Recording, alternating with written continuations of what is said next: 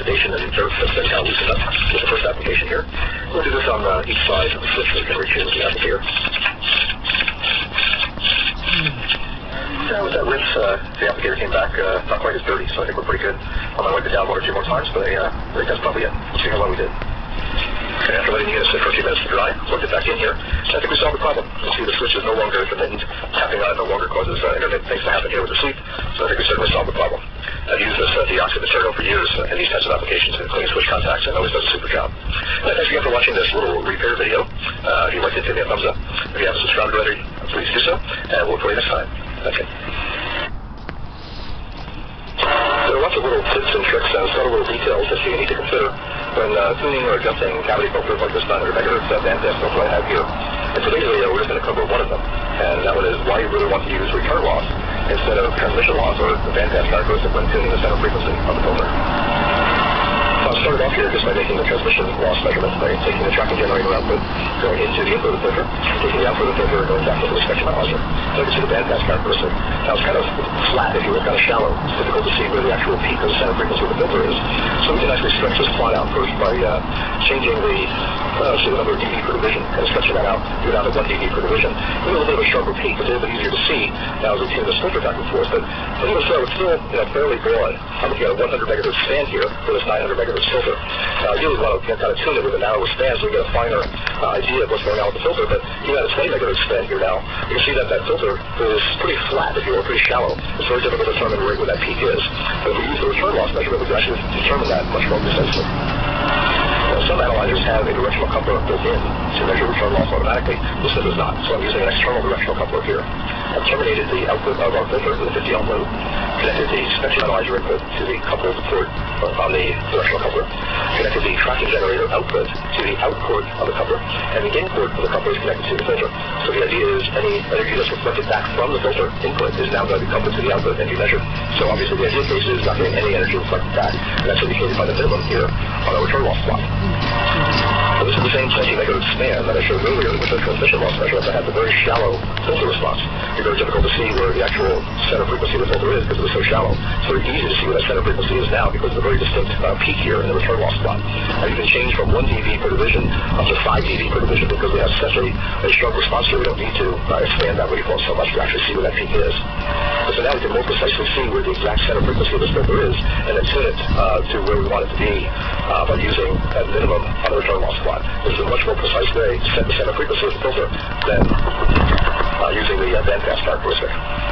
So this is just one quick tip in tuning the center frequency of these types of filters and how useful a directional coupler can be, or just measuring the return loss can be in setting center frequency. As I mentioned, there's a lot of other subtle little things, such as being able to essentially adjust return loss of the filter by adjusting the coupling loops that are behind each of these connectors, by loosening these screws and spinning the connectors around. Maybe a subject for another video.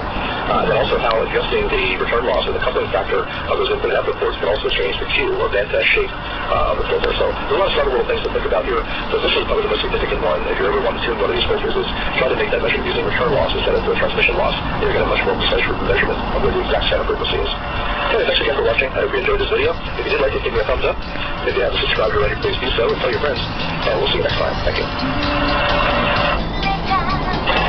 We're going to have a little circuit fun today. This time looking at this 5-transistor ESR meter circuit. So it was designed by EEV blog user Jay Tapes. And I love this circuit. I think there's some really clever things that are going on in here. And I thought it might make a really good subject for my circuit fun video today. So we've got the circuit built up on the breadboard here. We're going to break the circuit down bit by bit so you can understand how it works. We'll take a look at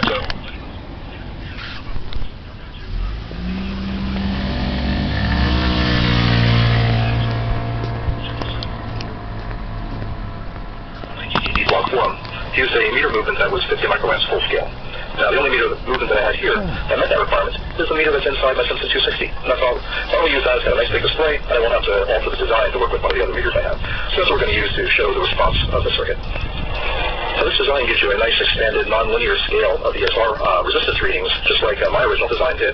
But since I didn't take the time to draw up a new scale for this meter, let's start essentially at the end and make some comparison measurements of measured accurate readings of ESR and where they land on this meter so we get an idea of what that scale looks like. So we'll start off by zeroing both of them. If I take my original design and I'll zero that scale out right there. And we'll take the 5-transistor design and connect the straight up to ground here and zero out that scale as well. Now, the scales aren't going to be the same, so let's start off by making some known resistance measurements. So if I hook my meter up to, say, a 3.3 ohm resistor, you kind of see that that's sliding right up between the 3 and the 4 hash mark that I kind of put on my meter here, so I know that's a good 3.3 ohms. So now let's take a look at where that's going to read with this 5 transistor design. So 3.3 ohms on this scale is going to be just a little bit below half scale. If we double that to 6.6 ohms, that's going to be about a quarter of the scale. And if we measure, say, a 10 ohm resistor, that's going to be, about 20% of the scale. And I've got a very low resistance here, this piece of nichrome wire here. So this bend is about a half an ohm. So you can see a half an ohm is going to be, about 80-85% of the scale here for a half an ohm. So you can see that, so we're about a half an ohm, about 3, about 6, about 10. That's about what our scale is going to be on the 5 transistor design. Okay, a couple of quick comparisons on some actual capacitors. Here's a 220 microfarad cap that is known good. And we connect it up to my meter. You can see that reads pretty darn close to zero. It's probably, certainly well under 1 ohm, well under even a half an ohm with ESR. Let's take that same capacitor and connect it up to the 5 transistor design here. Hook it up here and touch around on the other side here, and we can see that thing's pretty close to zero. So we know for this known good capacitor,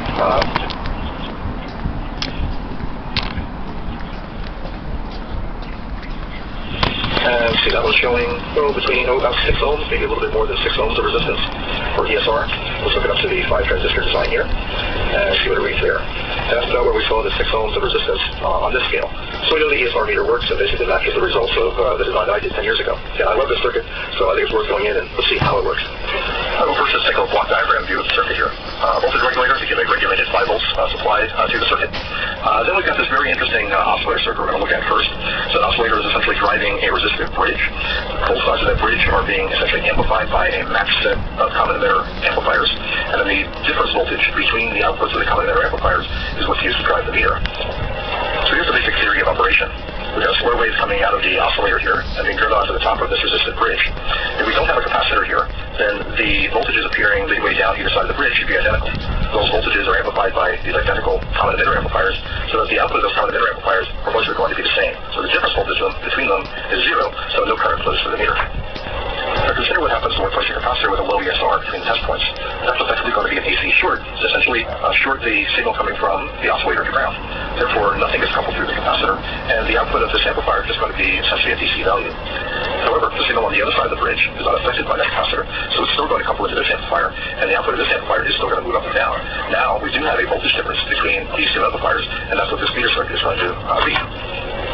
The two extremes are if there's no capacitor sitting here, these voltages are identical, therefore the swing of the output of both these amplifiers is identical. Thus no voltage appears across this meter reading circuit, so we don't see any deflection on the meter. The other extreme is when we've got a very low ESR capacitor here, that effectively shorts the signal out. This signal doesn't move at all, it's just a DC value, and we get a full swing here, and we adjust the trimmer to get full scale reading on the meter. Now, of course, any ESR between, effectively zero and open circuit is going to just cause a small amount of that signal to appear at this amplifier output, thus reducing the amount of voltage difference, and thereby giving us something a little bit less than the full scale reading. And that's how the ESR meter works. Let's take a look at some waveforms within the circuit to kind of get a better idea of how all this is put together. The first circuit we'll take a look at is the oscillator. That's actually quite a clever and interesting little circuit. It's known as an emitter-coupled stable multivibrator, and it operates a little bit like a relaxation oscillator. Let's take a look at how it works. I've got it instrumented up here on the scope. So channel 1 is probing the collector of Q2. Channel 2, the light blue trace here, is probing the emitter of Q1. And the purple trace, channel 3, is probing the emitter of Q2. So let's consider what happens at power up. So power up, the voltage at the base of Q1 is going to go to about mid-rail. Remember, all the capacitors are not charged yet, so there's no voltage across C2. What's going to happen now is the base of Q2 comes up, because the power came up, the emitter is going to come up as well. And that's going to also drag along the emitter of Q1 because the voltage on the capacitor can't change instantaneously. That's going to keep Q1 turned off. And if Q1 is turned off, that means this collector voltage is going to be near the supply rail. That turns on Q2 very hard, and in fact it saturates Q2. You can see that on the scope plus. The collector voltage.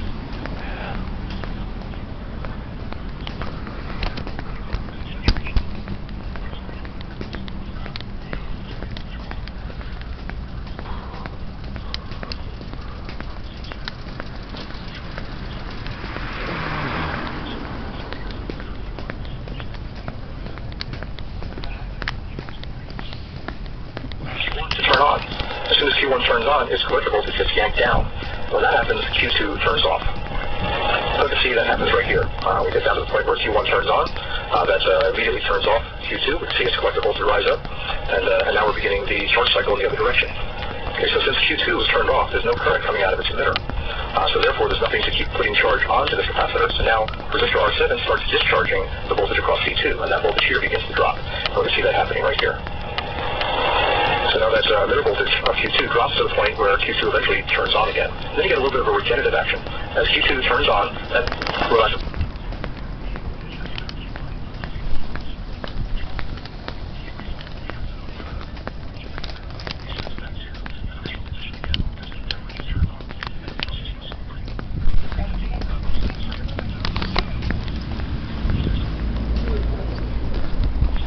Being buffered essentially and amplified again by Q3, driving the top of our bridge circuit. The bridge is driving the input of these two identical common emitter amplifiers.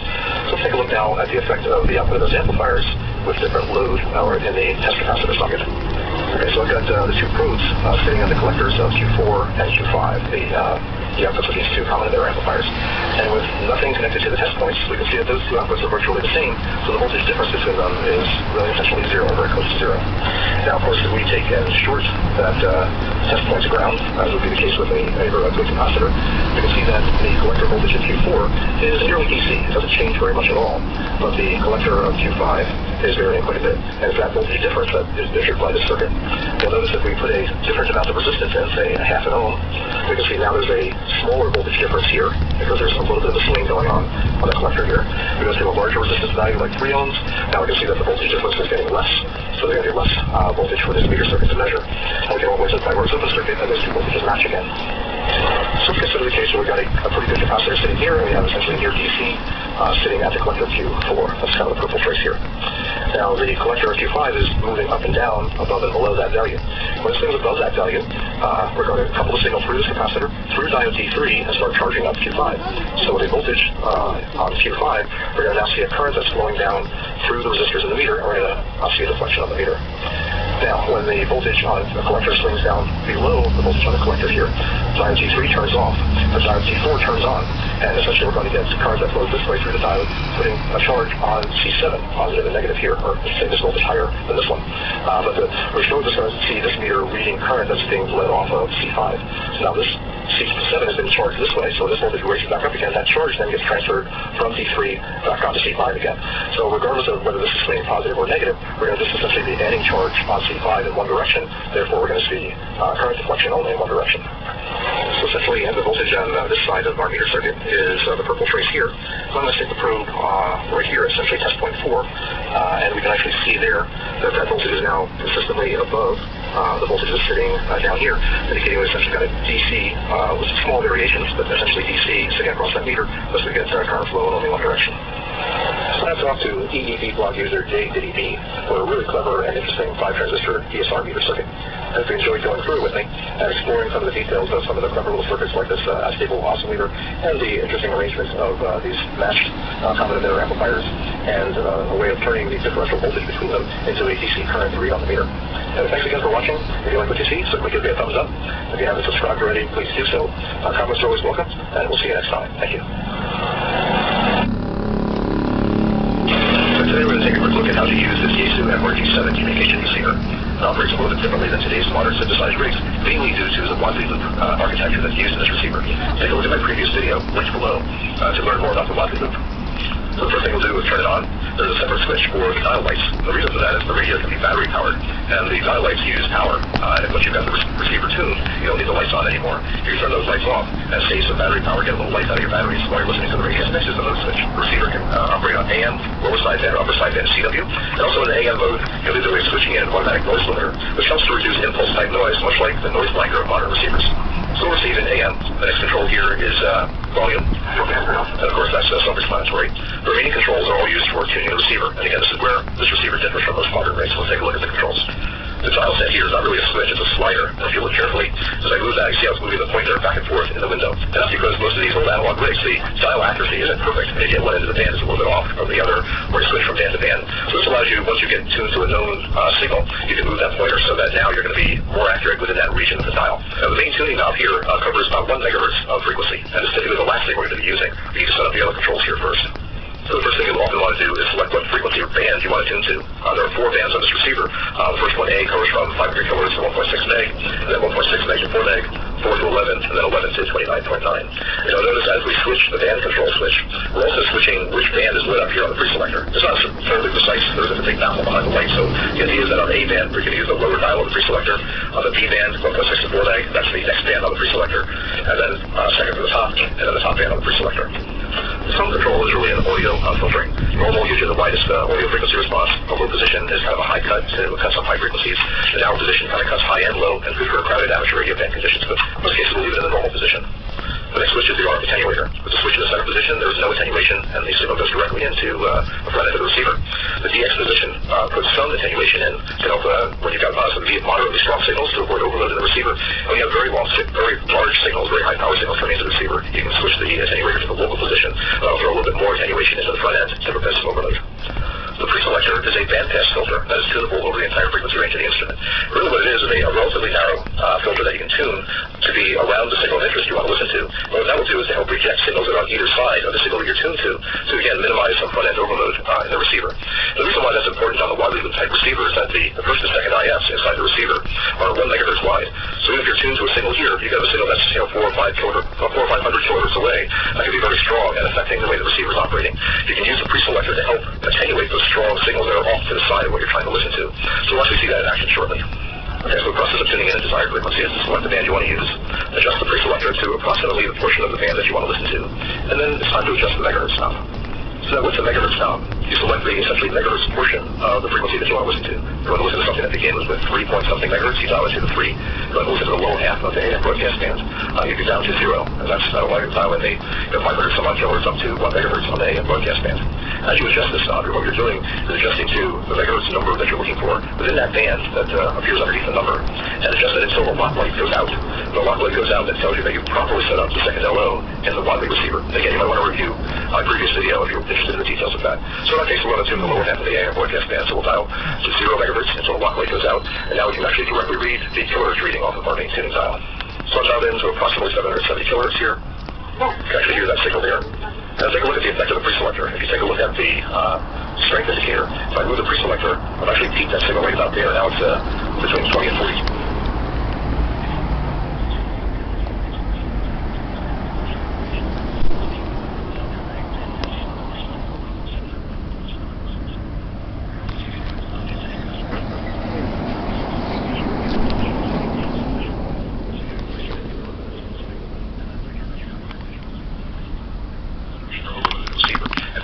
Signals yet to get out of the local position. You can see that the signal strength has dropped off dramatically there. It's going to do a different portion of the band.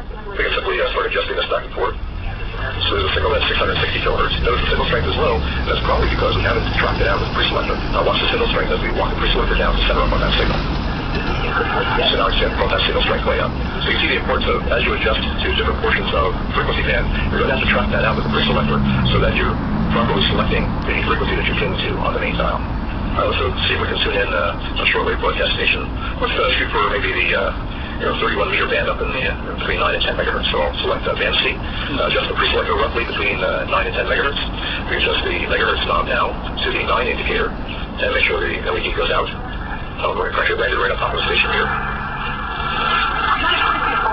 Okay, as you see, we play with the preselector here. We've got to make that signal come up and down. It's not as selective as it was down the AM broadcast band, but it is working. All right, let's take a listen to a couple of amateur radio single sideband signals.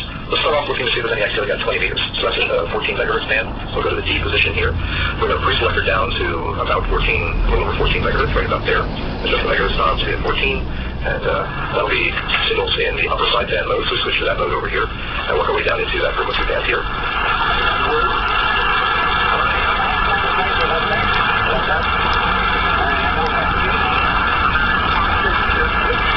So the signal somewhere around 14,250 or so, here or there, not really strong.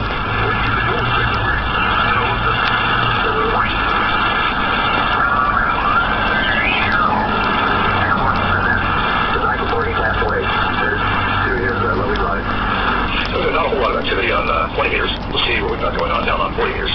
So that'll be the 7 megahertz band. We adjust to the C band here, adjust down to a little over 7 on the preselector, bring our megahertz tuning down to 7 megahertz, and we'll see what we can tune in here on the 40 meter band. That'll be lower sideband, so we switch to the lower sideband mode.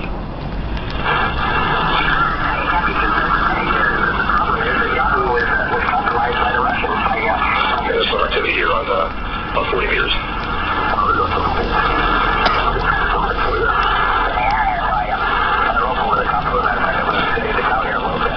Tuning in things like that signal is obviously a little bit trickier because we've got to make sure we get the tuning just right so that the VFO properly injects and demodulates the signal in the product detector.